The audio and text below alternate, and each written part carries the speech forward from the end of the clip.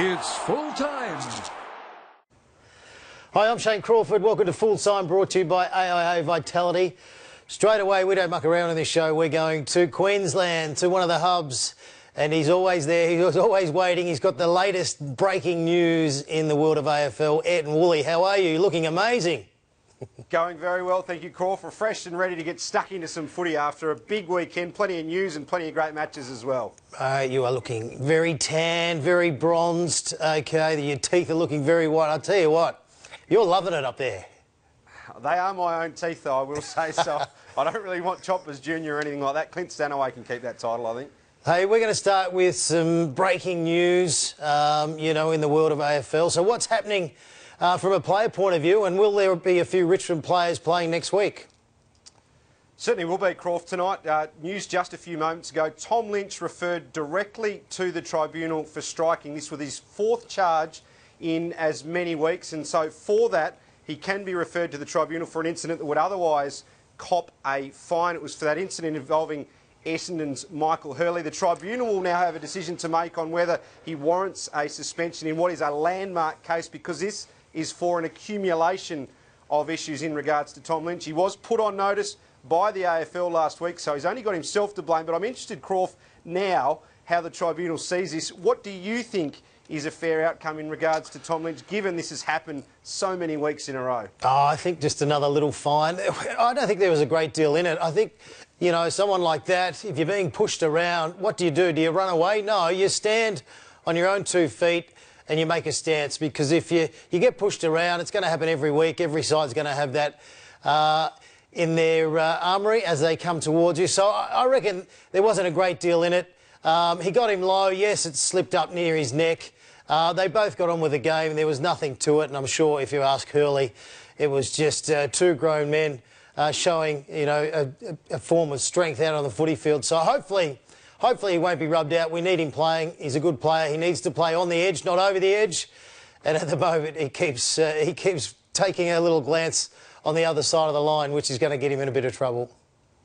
Certainly is, and the Tigers, of course, have a huge clash against West Coast this week. It wasn't the only controversy out of that game. Of course, incidents involving Dylan Grimes and Nick Flostone, both were fined for staging. That was the one that was so costly for Essendon. Anthony McDonald tipping Woody went in and scored a goal, but Richmond went down the other end after Grimes was given that free kick. It's actually his second staging offence, so this time fined $750, Flostone $500. Crawford, what did you make about those two incidents last night? Well, obviously the AFL feels strongly enough about them to fine the players, but we don't like the staging side of things. We've seen it in the round ball game right across the world. We don't like it, especially in the game of AFL footy. We need to stamp it out. Sometimes you've got to milk a free kick when there's a little bit of force or a little bit of a push, but not to the extent where it's a bit of a joke. So I think the players are very aware that you can't hide these days out on the footy field, especially with all the cameras. So if you are going to put yourself in a position where you may stage for a bit of a free kick, you're going to cop it, especially from a social media and from a media point of view. So just be wary that they'll be coming for you if you do step over the line. Dylan Grimes obviously been a great player, an All-Australian and premiership player in recent years, and a really fair player as well, Crawford, but his second fine for staging, as I mentioned. Do you think that'll really sting him now, the potential to get that reputation? No, not at all. I think they'll just get on with it, and they'll think twice about overacting, you know, which is what I do and have done on the House of Bulger on the Footy Show many years ago. So, look, I think you just got to play the ball on its merits, go hard at the footy. Grimes has been a wonderful player for Richmond. He's someone I'd certainly love in my team, and I'm sure he'll fix that very quickly. House of Bulger, wasn't that just a high point in Australian television? An absolute low point. That's why the show's not on anymore. Well, let's get on to the round of footy. It has been a big round of football. We'll take a look at the results now from what we've seen so far. It began with Carlton defeating the Gold Coast. Do you want to go through those matches for us, Crawford? Yeah, the Gold Coast Suns looked a bit tired coming off a short break. The Bulldogs, are they back? Can they make the finals? Can they win? Well, they got a very good midfield, 28-point victors there. Port Adelaide against Hawthorn, that was a hard-fought victory. The Tigers got it done against the Bombers. I knew the Bombers would respond, and they put up a good effort. Irving Mosquito, how good was he? Love the way that he went about it. Fremantle, the most consistent side in the AFL with the way that they've applied themselves this year. Adelaide put up a good fight. Tex Walker's 200th game. We knew that they would show a bit of spirit, and they did today. The Cats just putting their foot down when it mattered most towards the end, 28 points. And Brisbane today against the Saints, 2 points we've got on the board, but I don't think that was the case. I think it was much further than that. But the Saints are showing us they're definitely top 8 material. You know, they can definitely make the finals and make a bit of an impact. And Brisbane still haven't got their season rolling yet. I still don't think they've been extremely damaging, yet they keep winning. And the positive out of all of that is, you know, if they can start to really click, the sky's the limit. And I think one question I wanted to ask you, the AFL Grand Final, I keep telling one it's definitely going to happen in the Gabba, or at the Gabba. Brisbane are going to have the final series. Is that going to happen? It's going to be confirmed during the week one way or the other. But you live up there, you're in the know, you're speaking to everyone involved in the AFL world. Is it happening? I think Queensland is absolutely in the box seat, Crawford. The AFL would have been a bit nervous about this mini outbreaks, I guess, that Queensland has had of COVID-19 in the past few weeks, but only 2 new cases today, so you'd hope that that's not a concern as they make that announcement, I guess, later this week. Queensland will actually make its full submission to the AFL on Tuesday. I would be very, very surprised if it's not held up here, because I know there's been a lot of work already gone into the Gabba and in terms of the planning for events like the Brownlow Medal and the Rising Star and so on. We better take a look at the other match that's underway, of course, tonight. West Coast and GWS, rather. I was about to say St Kilda. A bit of a fight back, or a mini fight back from the Giants, albeit a bit of a wayward one. Wasn't a great start, was it, for them, Crawford? No, Nat Nui on fire, just dominating through the middle. McGovern took a Mark of the Year contender, and it's looking as though West Coast are going to run away with this, even though we're only just over halfway through the match. But just the way they're playing at the moment, West Coast, with so much confidence, they're really taking the ball on. They've got even contributors right across the field. I want to talk about the Giants. The Giants, they lose this if they don't show a bit of fight over the next quarter and a half and miraculously kick themselves 10 goals. I think they're stamped for the year. They won't make the finals. They've got some tough matches coming up. So I think they're pretty much out of the equation. And I think they've almost closed that window on a premiership, because I think something is missing. Last year, obviously, a grand final appearance where they got wiped. So mentally, do they still have some scars from that? But I think right now, the Giants have closed that window on premiership glory over the next 5 years. And I think Gold Coast, on what they've shown me this year with all the youngsters coming through, the way they team together, the way they take the game on, and the hope for the future, I think they're ahead of the Giants to win a premiership.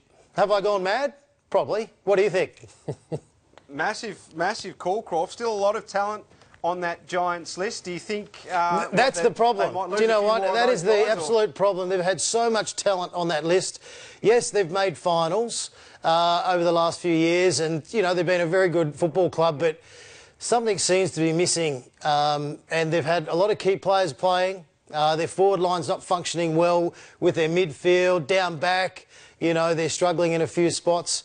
So I think alarm bells. You know, they've got such a huge handout from the AFL over a long, long time. They've helped them to try and build this club and make them a force. But I think time's running out. As a matter of fact, I think time has run out. And I just think they're going to be middle of the road moving forward over the next few years. Wow, well, that's another big call, Crawford. Your last one turned out all right, Christian Petrarca, albeit I'm still not sure he's quite ahead of Dusty, who's had a bit of a fight back over the past few weeks. He's playing very good football. I had to mention him too just because you hadn't so far, and we're about 5 minutes into the show. So anyway, we did have another great game of footy this afternoon. Brisbane and St Kilda, as you touched on. The Lions, again, very wayward in this one. Their goal kicking is becoming an issue, isn't it, Crawford? Yeah, they need to fix that. They need to be kicking goals, especially heading towards the pointy end. Any opportunity you get, especially from a set shot, you've got to nail them. Although it was windy, I was told. So, but then again, you look at the Saints, they kicked 6 points. So they had their kicking boots on, and they've had their kicking boots on all year. The Saints are pretty good. They fought hard, they were brave, But the Lions were disappointing last week against North Melbourne. They had to show a bit more this week, and I reckon they played in the manner that Chris Fagan would have been happy with. Still need to click into third and fourth gear, which I think they're capable of. We're yet to see it this year, but I still think there's more to give from the Lions. And, you know, when you think about it, it's right now is the time to do that, because if they do announce this week they're going to have the grand final played at the Gabba, that's a massive advantage. So they've got to get themselves firing and make sure they're a part of grand final action.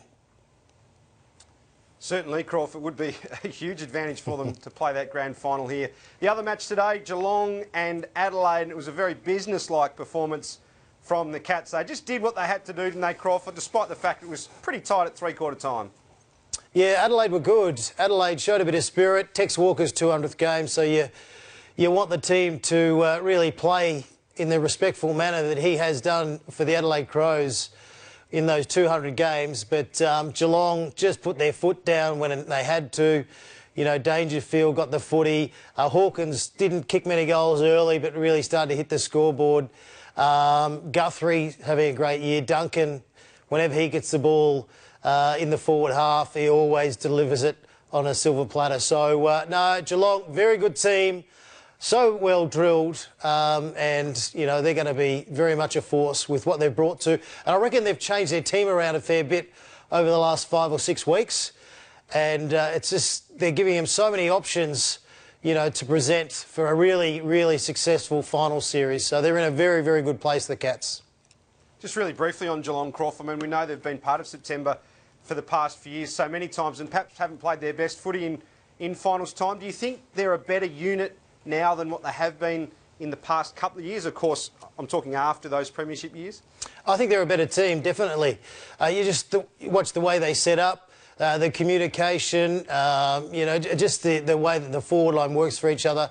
I think they're very much a better team than they have been over the last few years. So they are a huge contender. I'd be very, very scared of playing them during the finals because they've got a lot of X factors, but the most important thing is team. And the best team, as we know, always wins. And I reckon Geelong are head and shoulders above the majority of teams in the AFL at the moment. Well, from a contender to a pretender, maybe, or maybe I'm being a bit harsh there, but it's time for the Sunday roast.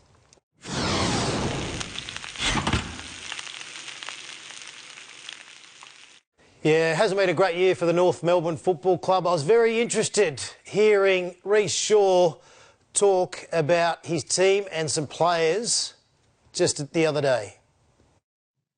Yeah, I'm not going to talk about Jared's future or anyone else's future, but all I can talk about is what's happening now. And as I said, I've got really high standards, and I expect a lot from my players in terms of playing their role and playing for the team and doing what's expected of them week in, week out, and being consistent with that. And it doesn't really matter where you sit.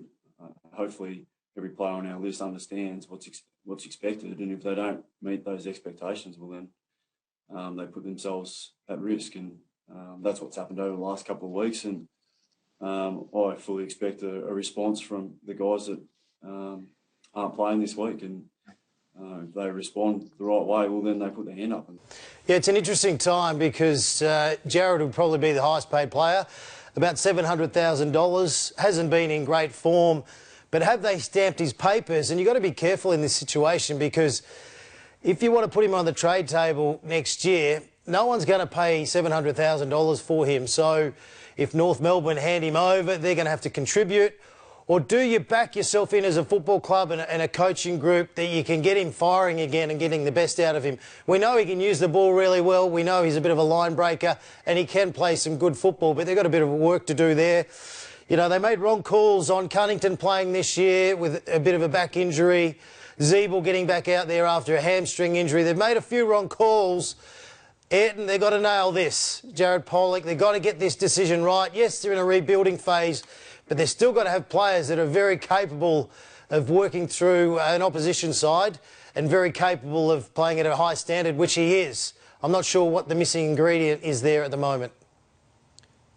You're right, Crawford. I mean, I saw some vision of Jared Pollock playing a scratch match last week, and Certainly concerning some of the efforts he put in that game, North Melbourne, with some massive list decisions to make at the end of the year, given they do have about $1.5 million tied up in him alongside Aaron Hall and Dom Tyson. So they are slightly hamstrung when it comes to their list management, those guys on multi-year deals. Just a bit of team news out of that clash with Collingwood tomorrow night. The Pies have welcomed back Mason Cox, while former Roo Levi Greenwood will actually play his first game since last year's final series. Of course, he tore his ACL. Still no Jaden Stevenson. He had a light day on the track yesterday, I'm told, played a scratch match today.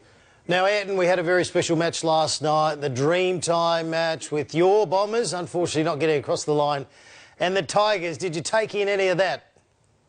Unfortunately, I did actually, Crawford. I wasn't too happy in front of the TV last night, but Richmond deserved winners, it must be said. Yeah, it was a wonderful game. I loved it being played up there. A very passionate AFL state, and it was just great to see all the players getting out there and putting on a show. Irving Mosquito for the Bombers, loved him kicking a couple of goals, and don't we love first gamers coming in and having a real impact, and obviously Richmond winning, just showing they're a real force once again. And I suppose the question is, and it's been posed a lot, should it be played up there every year? Well, it is a big question. It'd be a big, I guess, financial burden for the AFL to carry not having it at the G in front of 90,000 fans. What do you reckon, Croft? Do you reckon it just felt right up there? Well, it did, yeah. And I don't think it just has to be Essendon or Richmond. Definitely have a game up there at that time. But you could almost take it a step further and go over to the Tiwi Island and play a game there. The Oval's very good. That would give the AFL game a real different look. And why not? You know, this year we've done all different things, so why not, looking forward? But absolutely loved it. I'll tell you what, there's a coach at Richmond, an assistant coach, that you need to keep your eye on, Xavier Clark. He's the VFL coach. He was the coach of the NT Thunder for a long time. He's been with Richmond over the last few years. He's in charge of development, so looking after, you know, guys like Pickett, Shai Bolton and so forth. He's doing a wonderful job. Here's my tip from the Indigenous point of view as a coach of an AFL team in the next 3 or 4 years. I reckon he's got all the tools that are needed. He's a very, very good coach. He was a very good player at the Saints. So keep your eye on that man, Xavier Clark. I reckon he'll coach an AFL side at one stage. What a great story that would certainly be, Crawford. Perhaps fitting in Indigenous round, we take a look back at some of your Indigenous teammates. Of course, you've played with so many great teammates. Let's go through your top 5. Oh, it's tough. I'll tell you what, how good is this? Chance Bateman, running machine, loved him. 4, Brad Hill. I never got to play with Brad, but gee, I loved him running around for the Hawks. Burgoyne, what absolute silk. One of the all-time greats. Amazing that he's come from Port Adelaide and produced the footy he has at Hawthorn. Cyril, special, delicious, yes. And the number 1 is Buddy Franklin. What a star he was at Hawthorn. What a star he is at the Sydney Swans. Unfortunately, you've got some breaking news, or maybe not breaking news, I think has been out for a day or so, or maybe half a day. But Buddy Franklin, what's happening there? Is he going to play a few games up until the end of the year?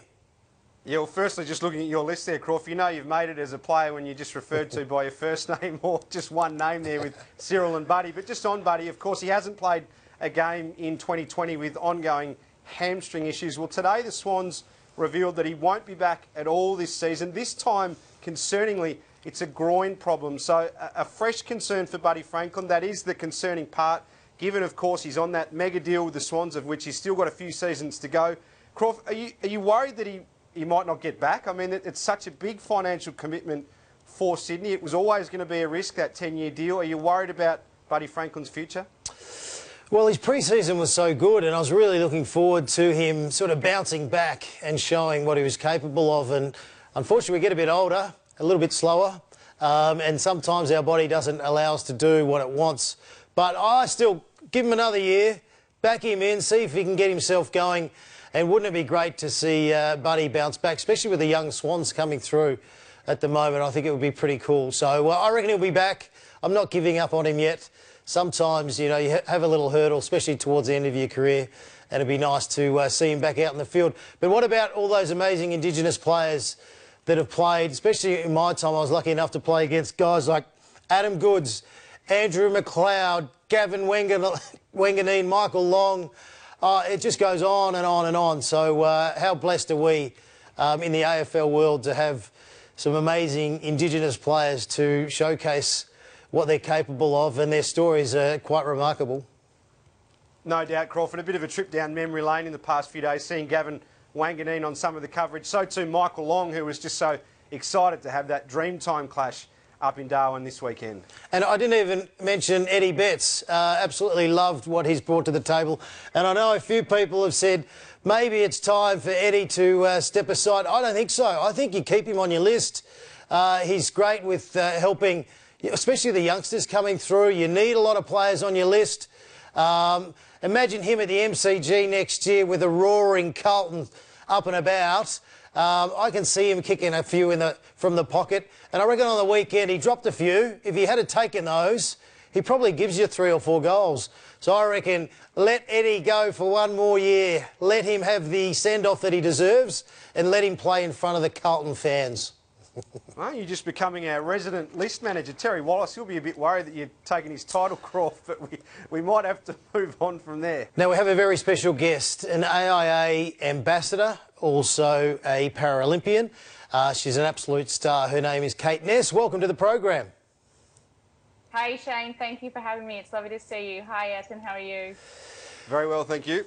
It's about now that you should have been over in Tokyo representing the country. So you're obviously in Melbourne, you're in lockdown. So how are you dealing with that? Are you still doing your training? Have you set yourself for 2021? Yeah, it's actually next week is a year to go until the Paralympics kick off. So it's ironic. So yeah, I'd be definitely keeping off the legs if it wasn't related to training or race prep over there. So I guess at the moment now I'm on my legs a lot more, chasing my son around and really enjoying the training for what it is when I can. So you just use what you can with what's in your control. Being a triathlete, obviously the swimming, the running, the cycling, there's so many things to train for, and I know, knowing you personally, the amount of work that goes into that. So how do you balance out which event to focus more on than the other?